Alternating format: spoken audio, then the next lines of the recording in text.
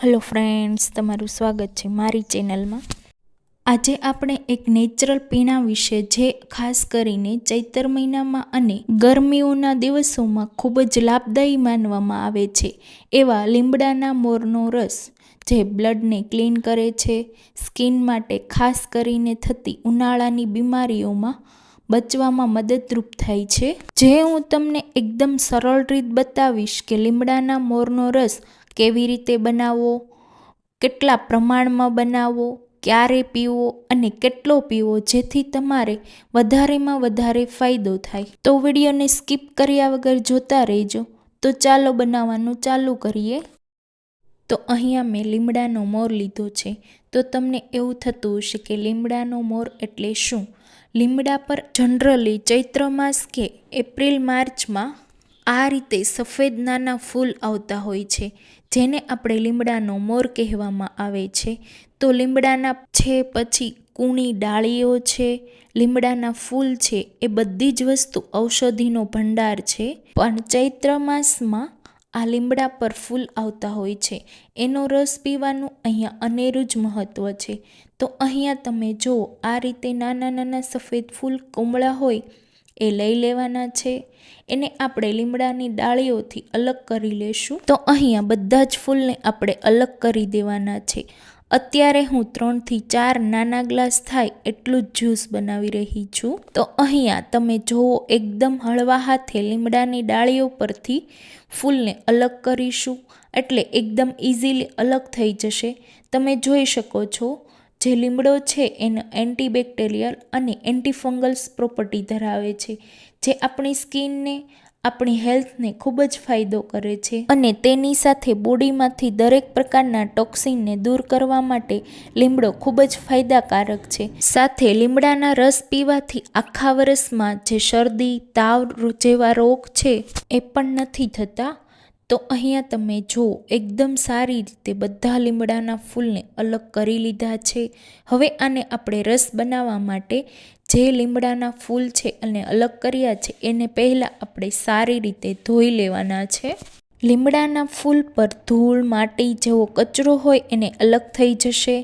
તો આપણે લીમડાના ફૂલને આપણે એકદમ સારી રીતે પાણીથી ધોઈ લેશું।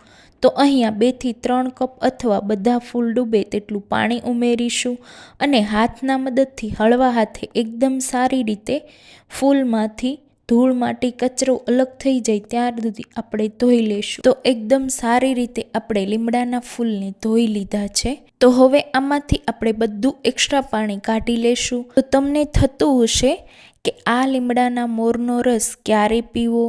લીમડાના રસને હંમેશા સવારે નવણા કોઠે, એટલે કે સવારમાં ઉઠ્યા પછી કશું જ ખાધા પીધા વગર આ રસને પીવાનો હોય છે, એટલે તે શરીરમાં વધારે ફાયદો કરે છે। તો આ લીમડાના રસને બનાવવા માટે અહીંયા લીમડાના ફૂલને રાત્રે આ રીતે 1 ગ્લાસ પાણી સાથે પલાળી દેવાના છે। તો અહીંયા જુઓ, બધું એક્સ્ટ્રા પાણી કાઢી લીધું હતું।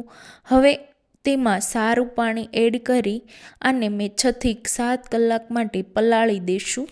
તો 6 થી 7 કલાક થઈ ગયા છે, આપણો લીમડાનો મોર સારી રીતે પલળી ગયો છે। હવે આ જે ફૂલ છે એને આપણે પાણીમાંથી કાઢી મિક્સર જારમાં લઈ લઈશું। સાથે જે પાણીમાં આપણે મોરને પલાળીને રાખ્યો હતો એ પાણી પણ ખૂબ જ ઔષધિ હોય છે, એટલે આપણે તેને ફેંકવાનું નથી।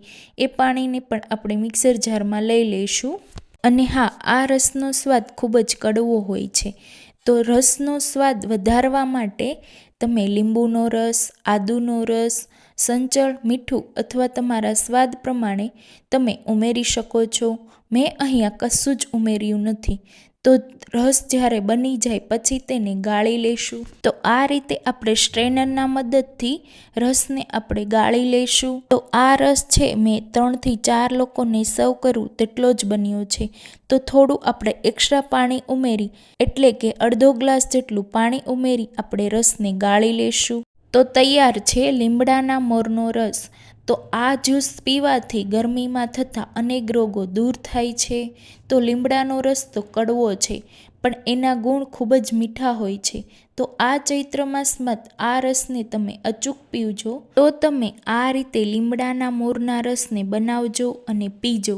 આખા વર્ષ માટે રોગ પ્રતિકારક શક્તિને ખૂબ જ વધારજો, જેથી કોઈ પણ અલગ અલગ રોગ હોય એનાથી તમને ખૂબ જ રાહત મળે. તો અહીંયા આપણે લીમડાનો રસ બિલકુલ તૈયાર છે. આપણે તેને સર્વ કરીશું. તો ચોક્કસ બનાવજો અને તમારો અનુભવ મને કોમેન્ટમાં જરૂર કહેજો. હા, હવે તમને કઈ રેસીપી જોવા માંગો છો એ પણ મને કોમેન્ટ કરીને જરૂર કહેજો, જેથી હું તમારી સાથે એ રેસીપી જરૂર શેર કરીશ. તો ફરી મળીશું. Thanks for watching.